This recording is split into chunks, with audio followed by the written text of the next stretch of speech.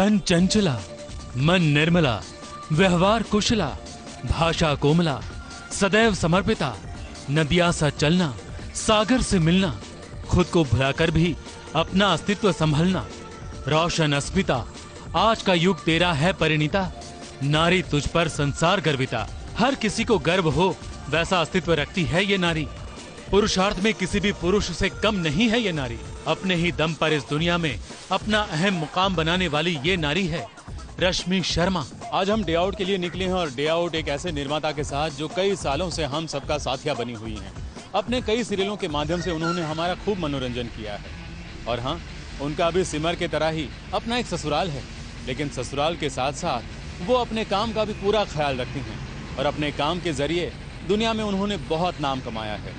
कौन है ये प्रोड्यूसर, कैसे वो बनी प्रोड्यूसर और किस तरह से उन्होंने कमाया ये नाम, ये शोहरत, चलिए हम यही जानने की कोशिश करते हैं। शुरू करते हैं आज का ये डे आउट रश्मि शर्मा के साथ। आइए।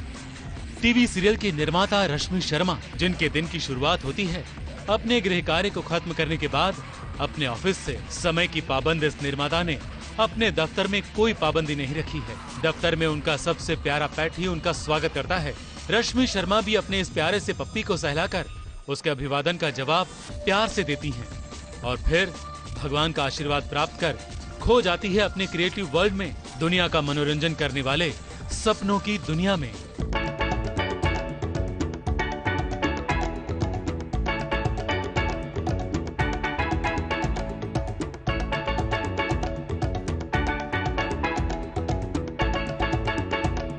मेरी दिन की शुरुआत कुछ ऐसे ही होती है।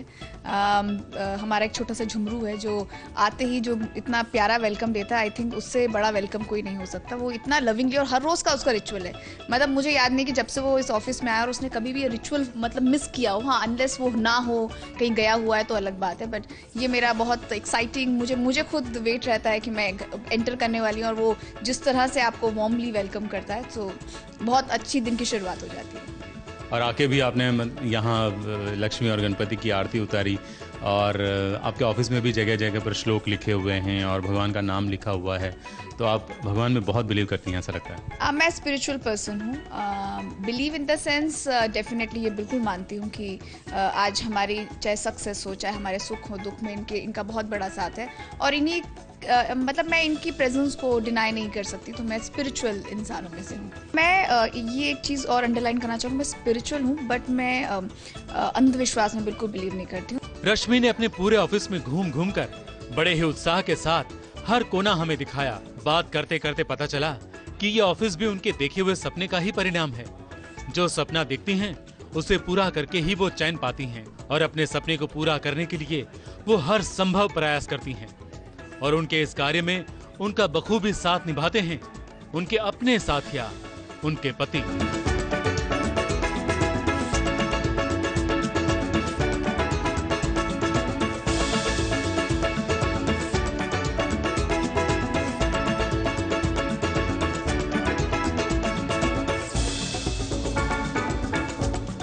बेसिकली मोस्टली हम इवनिंग्स में हमारी कॉफ़ी मेरी और पवन जी की यहीं होती है।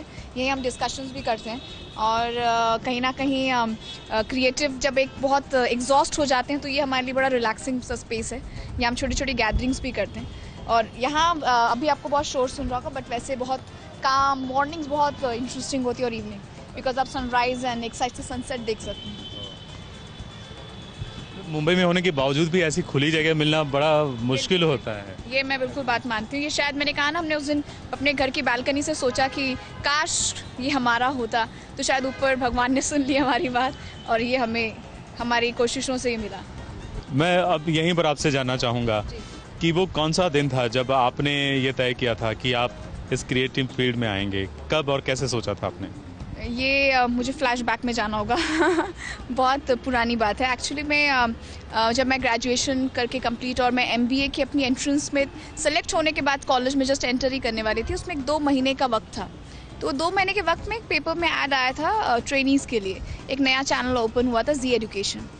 तो उन्हें कुछ ट्रेनीज़ चाहिए थे तो मुझे लगा कि 2 महीने हैं, मैं बहुत अच्छे से इस वक्त को यूटिलाइज़ कर सकती हूँ, बिकॉज मुझे हमेशा, मैं वर्कहॉलिक पर्सन हूँ, मैं घर में नहीं बैठ सकती हूँ, मतलब खाली वक्त मैं जाया नहीं कर सकती हूँ। तो मैंने अपने फादर से कहा, फादर ने कहा बड़ा अनयूजुअल डिसीजन, मतलब 2 महीने, मतलब आप रिलैक्स करिए, उसके बाद पढ़ाइए। बट देन कहीं ना कहीं मुझे था कि मैं एक्सप्लोर करूँ, और मैंने वो अप्लाई किया, और अप्लाई करने के बाद सिलेक्शन हुआ। मैंने 2 महीना वहाँ गुजारा, और शायद कह लें कि हम कहते हैं ना कि क्लाइमेक्स तक पहुँचते पहुँचते मेरे लिए भी कुछ वैसे ही रहा कि उन 2 महीनों के ख़त्म होने पर मुझे ये रियलाइज़ हुआ कि शायद मैं यही करना चाहती हूँ, बिकॉज वहाँ पे सब कुछ इन हाउस होता था। मैं प्रोमो डायरेक्टर के तौर पे वहाँ पर थी, तो मैंने बहुत सारे वहाँ पे फील्ड्स देखे, एंड आई रियलाइज़ कि मैं शायद यही करना चाहती हूँ। सो ऑब्वियसली जब मैंने न्यूज़ ब्रेक की अपनी फैमिली को, तो उनके लिए बड़ा शॉकिंग सा था कि भाई आप इतना कर चुकी हैं, इतना पढ़ी हैं, और ऊपर से आप सिलेक्शन हो चुका है आपका, और आप कैसे इतना बड़ा डिसीजन ले रही, बिकॉज उसका यू टर्न बहुत मुश्किल होने वाला है। रश्मि शर्मा के ऑफिस से निकलकर हम सवार हुए उनकी गाड़ी में ससुराल सिमर का सीरियल के सेट पर जाने के लिए।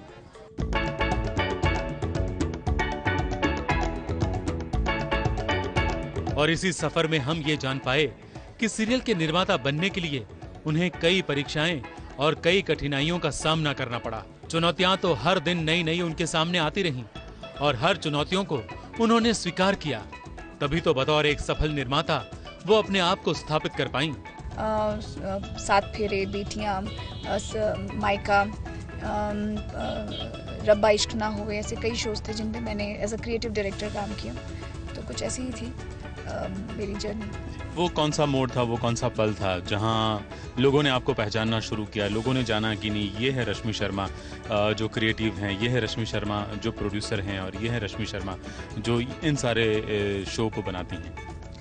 देखिए, ये तो मुझे नहीं पता कि कब ये प्रोसेस हुआ, बट मैं आम लोगों की बात तो नहीं कहूँगी, बट वर्क फील्ड में, बिकॉज हमारी इंडस्ट्री है, इनिशियल सबके फेज ऐसे होते हैं जहाँ पे लोग आपको नहीं जानते हैं, बट जब आपके शोज परफॉर्म करते हैं, ये किसी पे भी लागू हो सकता है। मेरा एक फेज ऐसा आया था जब जो काफ़ी समय तक रहा, कि जब मैं एक साथ 4 से 5 शोज कर रही थी एज अ क्रिएटिव डायरेक्टर, और चारों 5 शो एक साथ 5 first, second, third, fourth, fifth उसमें होते थे टीआरपी की रैंकिंग में। मुझे तो बहुत मोटिवेशन लगता था। वो सारी चीज़ें ऐसी थी जब लोगों ने रजिस्टर करना शुरू किया कि भाई ऐसा कौन है जो इतने सारे शोज़ को लेके चल रहा है, और कईयों को कभी बिलीव भी नहीं होता था कि कैसे कोई कर सकता है इतना। रश्मि जी, हमने आपको जाना पहचाना साथिया से, मतलब साथिया सीरियल जब पॉपुलर हुआ और नंबर 1 बना, तब हमारा ध्यान गया कि अच्छा इनकी प्रोड्यूसर आप हैं और आप ही क्रिएटिव सोचती हैं इसके बारे में।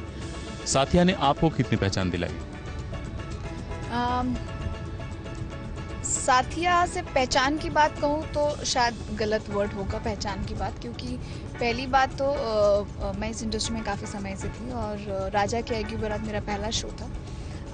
इस इंडस्ट्री की बात कहें तो अमूमन हम एक दूसरे को जानते हैं, जब क्योंकि क्रिएटिवली मैंने अपनी वो जगह बनाई, तो उसके बाद ही मैं कहीं ना कहीं एज अ प्रोड्यूसर खुद को सोच पाई। बट हाँ, मुझे साथिया ने बहुत बड़ा मोटिवेशन दिया, एक कॉन्फिडेंस दिया, बिकॉज कहते हैं ना मेहनत हर इंसान करता है, बट वो रिवॉर्ड्स होने बहुत ज़रूरी है। जैसे मैं अवार्ड्स को रिवॉर्ड कहती हूँ, ये आपको मोटिवेशन दे जाते हैं। तो साथिया ने मुझे बहुत मोटिवेट किया, कॉन्फिडेंस दिया कि मैं अगर हमारी लगन सच्ची है, हम ऑनेस्ट हैं अपने शो और कॉन्सेप्ट के लिए, और फ्लक्चुएट नहीं हो रहे हैं टीआरपीज़, और क्योंकि साथिया एकदम से ऑन होते ही कभी भी हिट नहीं किया। साथिया ने अपना एक समय लिया, और उसके साथ वो एक सुपर हिट, एक कह रहे हैं कि उसकी फाउंडेशन धीरे धीरे बनी, और उसके बाद उसने अपनी वो जगह बनाई। तभी शायद वो वजह है कि आज भी वो शो डोमिनेट करता है। हमने उसकी फाउंडेशन को कभी भी फाउंडेशन को मजबूत करने में कोई कसर नहीं छोड़ी थी। तो मुझे साथिया ने बहुत मोटिवेट किया है। और हाँ, ये बात बिल्कुल कहूँगी कि साथिया के हिट होने से एक नया ट्रेंड बना, एक टाइम स्लॉट जो 7 बजे कोई नहीं देखता था। मुझे लगता है वो एक बहुत बड़ा, एक साथिया ने एक अचीवमेंट हासिल किया कि लोगों ने 7 बजे को एक प्राइम टाइम कह लें, कि लोग नॉर्मली कहते हैं 9 बजे से लोग टीवी देखना शुरू करते हैं, उस 9 बजे के टाइम को 7 बजे तक लाना साथिया का बहुत बड़ा उसमें हाथ है। ससुराल सिमर का सीरियल ने 1000 एपिसोड पूरे किए हैं, और इस खुशी के मौके पर अपने सारे कलाकारों को खुश करना भी निर्माता का फर्ज बनता है, और अपने इस फर्ज को निभाना रश्मि अच्छी तरह से जानती हैं। तो मैं इस घर की सबसे बड़ी जो हमारी माता जी हैं, जयती जी, उनसे आपको मिलवाना चाहूँगी, और जयती जी फिर सबसे मिलवाएंगी, बिकॉज वो अपने परिवार को बहुत अच्छे से जानती है। जयती जी नमस्ते, मैं निर्मला देवी भारद्वाज, और ये हमारी रश्मि जी, और मैं बहुत शुक्रगुजार हूँ कि उन्होंने ये शो बनाया और आज हम 1000वें एपिसोड तक पहुँच चुके हाँ, हैं। और बहुत कहते हैं कि 1000वें में पहुंचे, मगर आज भी हम नंबर 1 है चैनल पे, जी हाँ। स्लॉट लीडर हैं, वो एक बहुत बहुत बड़ा बड़ी बात अचीवमेंट है।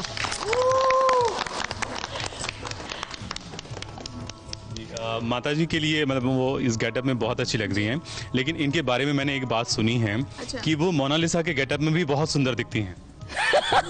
नहीं, मैं मोनालिसा, बिना मेकअप होते ही मेरा चेहरा मोनालिसा जैसा हो जाता है, भावलेश। बिल्कुल विदाउट एनी एक्सप्रेशंस। लेकिन ऐसा मेरी माँ मुझे कहा करती थी बचपन में कि मोनालिसा जैसी दिखती हूँ। मुझे लगा वो बड़ी खूबसूरत होंगी, पर पता चला कि नहीं, मोनालिसा की तारीफ किसी और वजह से होती है। नहीं, बट हमारे लिए ये बिल्कुल, बेशक आज माता जी के गेटअप में, बट जब ये अपने अवतार में आती है तो बहुत हॉट लगती हैं।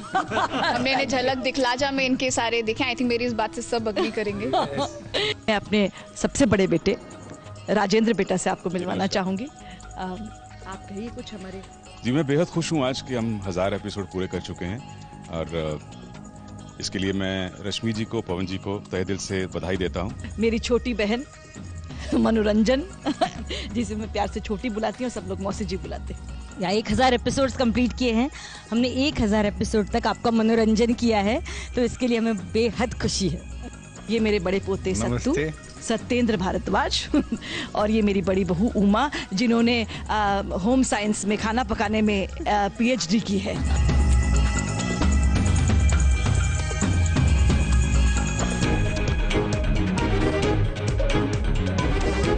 PhD हमारी उमा ने किया है, पर रियल लाइफ में परी बहुत अच्छा खाना बनाती है। उमा के हाथ की अगर आपने अपना खाना खा लिया और मेरे हाथ की अगर आपने चाय पी ली तो आखिरी दिन।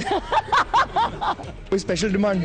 हाँ, सारे फैंस की तरफ से एक बहुत ही रोस्टेड सीन्स दे दो प्लीज। क्योंकि वो रोज ट्वीट करते हैं, हम आपको उनके सारे ट्वीट्स और सारे मैसेज आपको फॉरवर्ड करेंगे। एक रोडी सदान की जो माता जी से परेशान हो रखी है आजकल, वो रिप्लाई करते हैं आपके।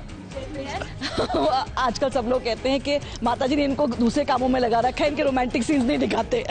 तो एज अ लिटिल डिमांड कि 1000 एपिसोड्स के बाद हमारे जो क्यूट सा रोमांस है उसका भी कुछ हो जाए तो। आचार्य तुम भी बोलो। तू भी बोलो। ओके, मैं सुधरी हूँ अभी कुछ टाइम के लिए तो मेरी अच्छी पत्नी बने रहने दो। नहीं, मैं इन लोगों के हिसाब से सुधरी हूँ, बट एक्चुअली मेरा दिल अभी भी वो बिल्लो रानी वाला धड़कता है, ठक ठक ठक ठक। वो छुपा के रखती है, हाँ, वो दिल छुपा के रखती है मुझसे। मैं समय पे हासिल कर सकूं। परिवार के और भी 2 लोग यहाँ मौजूद हैं। मेरी पत्नी, सॉरी मेरी पत्नी, मेरे छोटे बेटे की पत्नी, ये हाल हो जाता है मेरा, ज्यादा बात कराते हो। मेरे छोटे बेटे की पत्नी करुणा बहू,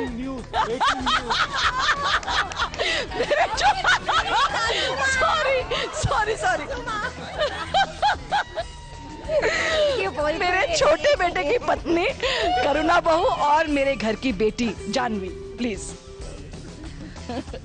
नमस्ते। हेलो।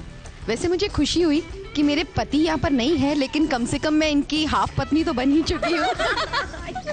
मेरे भी नहीं है पति, तो मैं भी हाफ पत्नी बन चुकी हूँ।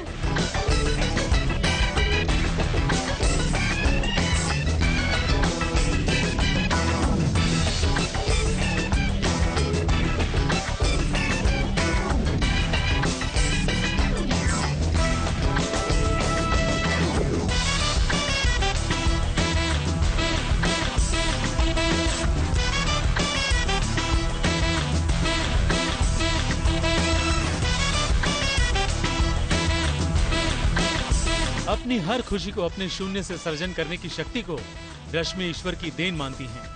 इसीलिए रश्मि ने अपनी शक्ति के स्रोत से रूबरू करवाया।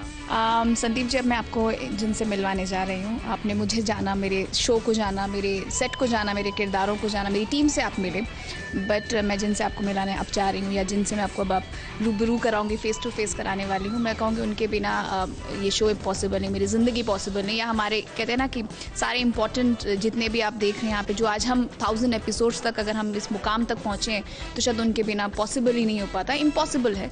तो सबसे पहले आप हमारे माता रानी का आशीर्वाद लें।